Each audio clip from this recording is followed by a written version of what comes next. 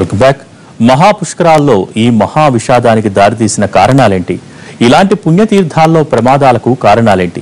గోదావరి తీరంలో జరిగిన ఈ దారుణంలో అధికారుల అలసత్వం ఎంత? ప్రమాదంలో భక్తుల బాధ్యత ఎంత? ఇలా భక్తులు పోటెత్తే సందర్భాల్లో ఎలాంటి జాగ్రత్తలు తీసుకోవాలి? కానీ ఏ అజాగ్రత్తలు అంతమంది ప్రాణాల్ని బలిగొన్నాయి?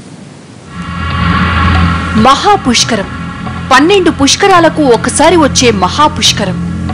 ఈ పుష్కర వేళ గోదావరి నదిలో స్నానం చేస్తే 60 ఏళ్ల పాటు నిత్యం గంగలో స్నానం చేసిన ఫలితం దక్కుతుంది.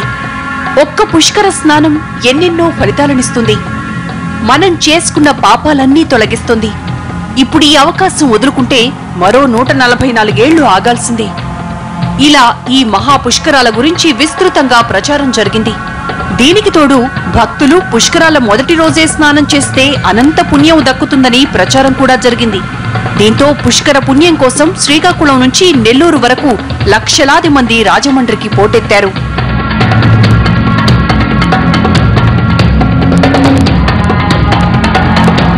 మన్మథనామ సంవత్సరం అధిక ఆషాఢ బహుళ త్రయోదశి తేదీ 14 జూలై 2015 మంగళవారం ఉదయం 6:26 బృహస్పతి సింహరాశిలో ప్రవేశించాడు. పుష్కరాలు ప్రారంభమవగానే ఏపీ సీఎం చంద్రబాబు సహా వీఐపీలంతా కోటగుమ్మం ఘాట్లో పుణ్య స్నానాలు చేశారు.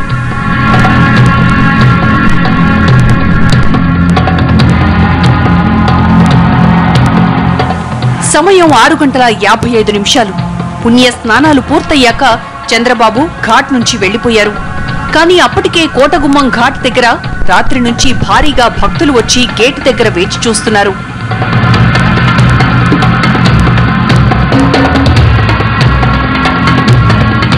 సమయం 7:30.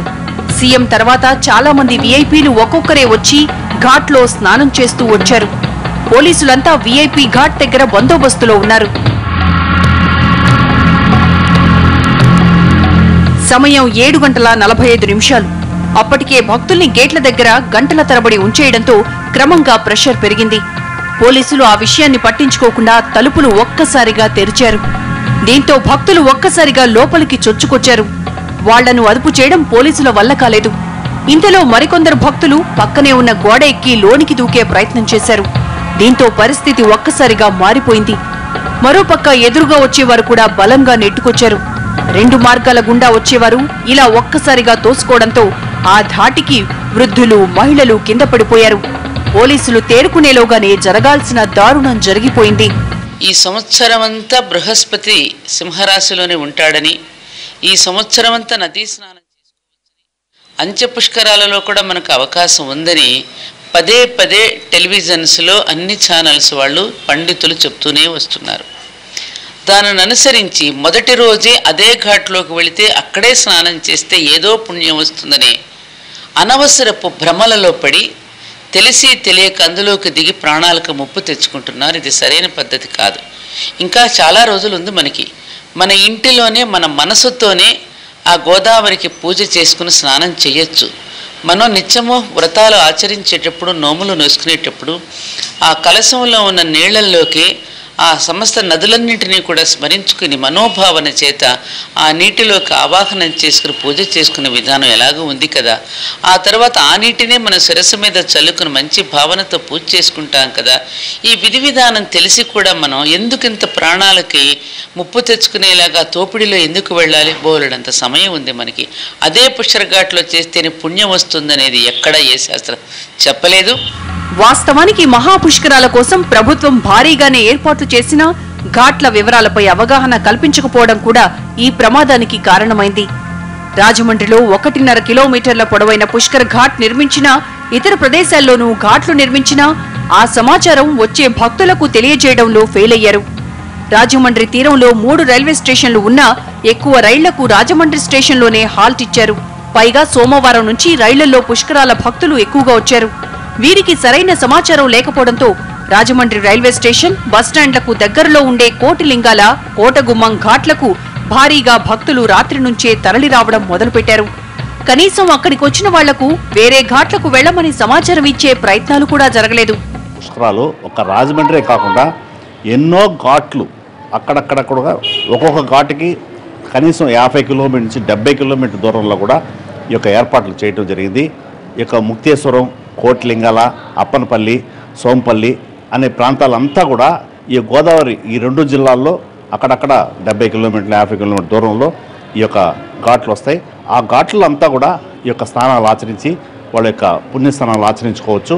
అయితే ఇవి ఎక్కడుంటాయి ఏంది అనేది తెలియవు కాబట్టి ప్రజలంతా కూడా కేవలం రాజమండ్రి పుష్కరాలు ఎక్కడైతే వాళ్ళు అంకురార్పణ చేసినారో ఇందులో ఒక చిన్న పొరపాటు ఉంది. ప్రభుత్వం కూడా అక్కడక్కడ చేయకుండా కేవలం రాజమండ్రి ప్రాంతంలో అంకురార్పణ చేయటం, ప్రతి పూజలు చేయటం, ముఖ్యమంత్రులు మంత్రులు వచ్చి అక్కడే స్నానాలు ఆచరించడం, ఇవన్నీ చూస్తే అక్కడేదో ఒక పుణ్యం దక్కుతుంది అనే ఉద్దేశంతో లక్షలాది మంది ఒకే సమయంలో అక్కడికి చేరుకోవటం.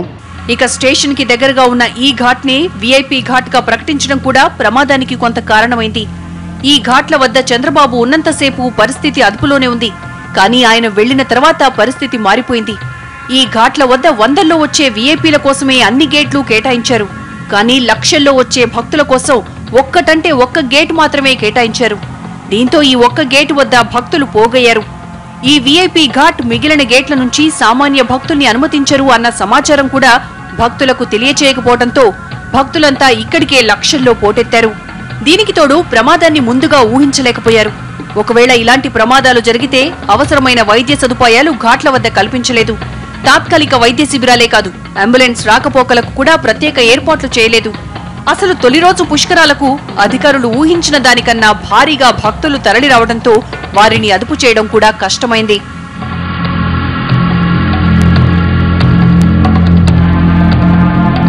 ఈ దారుణానికి అధికారుల అలసత్వంతో పాటు భక్తుల అమాయకత్వం కూడా కొంత కారణమైంది. 144 ఏళ్ల తర్వాత వచ్చిన మహాపుష్కరం కాబట్టి తొలి రోజు భక్తులు పోటెత్తారు.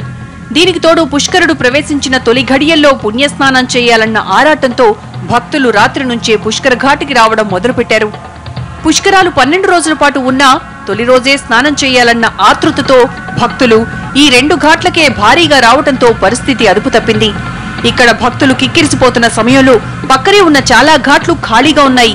కానీ భక్తులకు ఆ సమాచారం ఇవ్వడంలో అధికారులు దారుణంగా ఫెయిల్ అయ్యారు. ఇక్కడ విశేషమైనటువంటి ప్రతిభ ఉంటుంది, అబ్బో గొప్ప పుణ్యం లభిస్తుందని ఇలా చెప్పేస్తూ ఉండడం బట్టి విపరీతంగా చెప్పిందే చెప్పి చేసేసరికి ఒక విధమైన ఆలోచన వచ్చేస్తుంది భక్తులకి. ఇక్కడ కానీ మునిగినట్టయితే మొత్తం పాపాలన్నీ పోతాయి. ధైర్యంగా చెప్తున్నాను, పాపాలు పోవు. పాపాలను అలా పోగొట్టగలిగిన శక్తి పరమేశ్వరుడికి కూడా లేదు.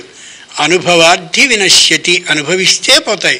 మరి ఈ స్నానాలు ఎందుకు అంటే మళ్ళీ తప్పు చేయాలనే, పాపం చేయాలనే బుద్ధి తగ్గడం కోసం, లేకుండా చేయడం కోసం తప్ప స్నానం చేసేస్తే పాపాలు అన్నీ పోతాయనే అబద్ధం. గోష్పాద ఘాట్, కోటిలింగాల ఘాట్, కోటగుమ్మం ఘాట్ ఇలా కొన్ని ఘాట్లలో పుష్కర స్నానం చేస్తే మంచిదన్న భక్తుల సెంటిమెంట్ కూడా ఈ ప్రమాదానికి కొంత కారణమయ్యాయి. గడిచిన పుష్కరాల్లో రాజమండ్రిలో కోటిలింగాల, కోటగుమ్మం ఘాట్లే ప్రధానమైన పుష్కర్ ఘాట్లు కావడం కూడా చాలా మంది ఇక్కడికే రావడానికి కారణమైంది. ఈ 2 ఘాట్లలో పుష్కరుడు ప్రవేశించిన వెంటనే స్నానం చేయాలన్న భక్తుల ఆరాటం రద్దీని విపరీతంగా పెంచేసింది. పుష్కర స్నానం వచ్చే 12 రోజుల్లో ఎప్పుడు చేసినా ఫలితం ఒక్కటే అన్న అవగాహన భక్తుల్లో లేకుండా పోయింది. దీనికి తోడు ఆయా ఘాట్ల వద్దే చేయాలన్న ఆత్రంతో అధికారులు అనుకున్న దానికన్నా ఎక్కువ స్థాయిలో భక్తులు రావడంతో పరిస్థితి అదుపు తప్పింది. దీనికి తోడు ఘాట్ల వద్ద క్యూ పద్ధతి పాటించే ఏర్పాట్లు చేసున్నా ఇంత నష్టం జరిగుండేది కాదు. కానీ ఎలాంటి క్యూ ఏర్పాటు చేయకపోవడం, భక్తులకు మిగిలిన ఘాట్ల గురించి పూర్తి స్థాయిలో అవగాహన కల్పించకపోవడం వంటివి కూడా ప్రమాదానికి కారణమయ్యాయి. స్టోరీ బోర్డులో షార్ట్ బ్రేక్ తీసుకుందాం.